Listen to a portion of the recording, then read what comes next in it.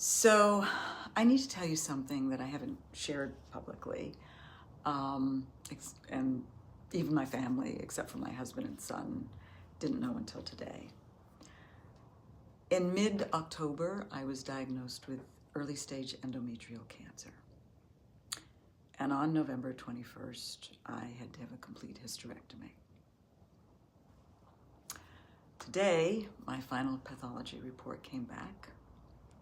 Stage 1A, no spread, no further treatment necessary. I am lucky. So, I know that some of you might be thinking, well, why didn't you say anything? Well, first, I didn't want people worrying about me. I also didn't want a lot of noise in my ear as I was trying to process this. And honestly, I didn't want a lot of people imagining the worst for me. I just wanted to imagine the best for me. I know what you might also be thinking, which is, wait a minute, you're all about clean eating and exercise, so you still end up with cancer? Yeah, that's what I thought. Even my surgeon said, you know, you're not the typical profile for this type of cancer.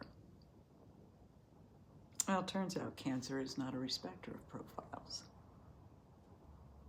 So I'll never know why I got this.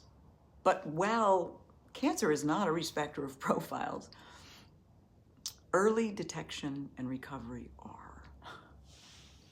I noticed when something was off with my body. And as much as I hate doctors, I went.